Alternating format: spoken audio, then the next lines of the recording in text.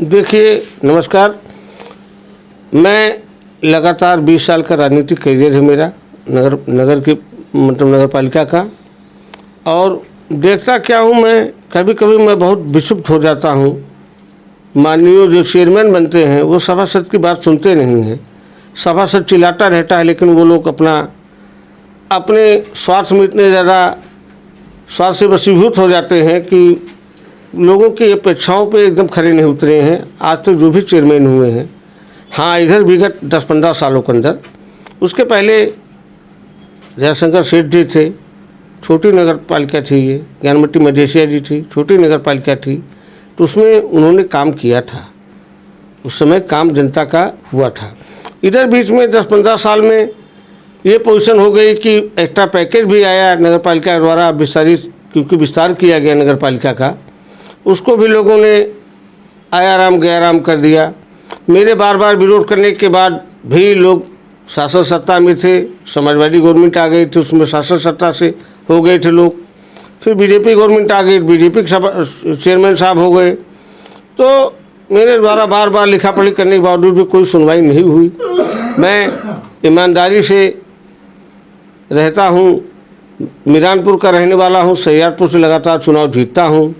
भारत सरकार द्वारा, राज्य सरकार द्वारा पुरस्कृत सभासद हूँ। आज तक कोई मंडल में ये पुरस्कार नहीं पाया जो मुझको मिला है, न किसी कोई चेयरमैन पाया है, न कोई सभासद पाया है।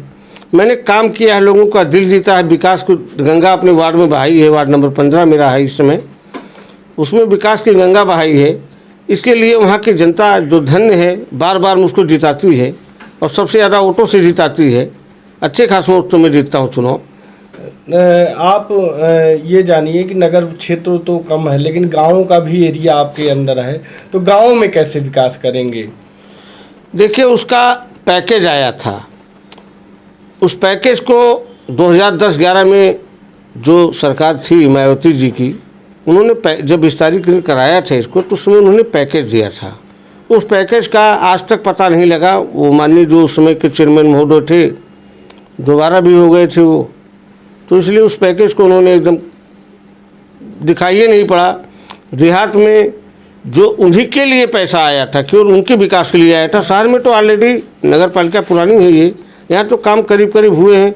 कुछ समस्याएं नगर पालिका की हैं, उसको भी कोई चेयरमैन सोचा नहीं। और विस्तारित के क्षेत्र जो हमारा जुड़ा है 30-32 ग्राम सभा में जोड़ के बनाया गया है, उसमें तो एकदम वो अछूता रह गया है।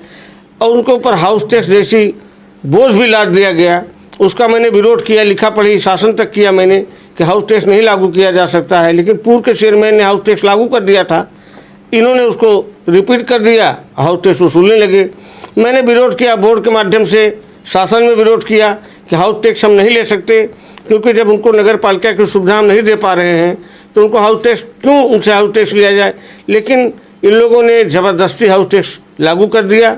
मैं अकेला सभासद चिल्लाता रहा। इन लोग इनके प्रक्रिया किसी तरीके इसको लागू करके पैसा को नगर पालिका अकबरपुर के लोग या जनता आपको अगर चुनते हैं तो आप क्या करेंगे उनके लिए? देखिए, मेरी जो प्राथमिकता है ज़रूरत के हिसाब से विकास। मैं पहले ज़रूरत जिस चीज़ की उस पर फोकस करूँगा। ये नहीं है कि मैं कोई उद्यान बनवा दूँ, ये बनवा दूँ, इसकी कोई ज़रूरत नहीं। पहले नाली, सड़क, बिजली, स्वच्छ पानी जनता को जब तक मुहैया नहीं होती, हम पार्क बनवा देने से हमारी नगर पालिका का विकास नहीं हो जाएगा। पार्क वो सब जब समृद्ध हो जाती है नगर पालिका के लोग, पानी पाएँ स्वच्छ, सड़क उनकी सही रहे, नाली, पानी की निकासी, जल भराव की समस्या, लाइट, बिजली उनको जब मिलेगी तब ये नगर पालिका आदर्श नगर पालिका बनेगी। तब इनसे हम उसके बाद जब दोबारा कोई कार्यक्रम करना हो तो इस तरह से काम कराने चाहिए। लेकिन क्या बताएं, ये लोग की सोच ही गलत है, क्या है अब इसको भगवान जाने। हम आएंगे तो मैं वादा करता हूँ इस नगर पालिका की महान जनता से कि उनकी समस्याओं का निदान उनके सामने घर पर बैठ के ही कराऊंगा। उनके घर के सामने खड़े होकर उनके पब्लिक को इस समस्या से निदान दिलाऊंगा। और नगर पालिका की व्यवस्था जो भ्रष्टाचार में डूबी है, डोर टू डोर चलने का, हर हफ्ते में हर वार्ड में कैंप लगाने का, कैंप लगा के जनता का कार्य जनता के द्वार संपादन कराने के लिए मैं वचनबद्ध हूँ। ये मैं कराऊंगा, ये करके दिखाऊंगा। दो चीज़ें बहुत मूलभूत समस्याएं हैं, पानी की निकासी और दूसरा कूड़े का निस्तारण। ये दो समस्याएं नगर क्षेत्र में ज़्यादा आ रही, इसके लिए आप क्या करेंगे? देखिए, उसमें कारण क्या है कि जो पैसा आया था निस्तारण के लिए, ज़मीन में दलाली की गई। पैसा एक बजट आया कि 5 करोड़ के अंदर आपको इसको चालू कर देना है, 4 करोड़ के अंदर चालू कर देना है। उसमें ज़मीन ही इन लोगों ने इतना महंगी खरीद लिया, ज़मीन महंगी खरीदा, उसमें कमीशन हुआ, इन लोग का घोटाला किया। अब उसको धीमे धीमे डेवलप कर रहे हैं और देखिए देखा पाप, देखिए देखा पुण्य वाला कहानी चल रहा है नगर पालिका में।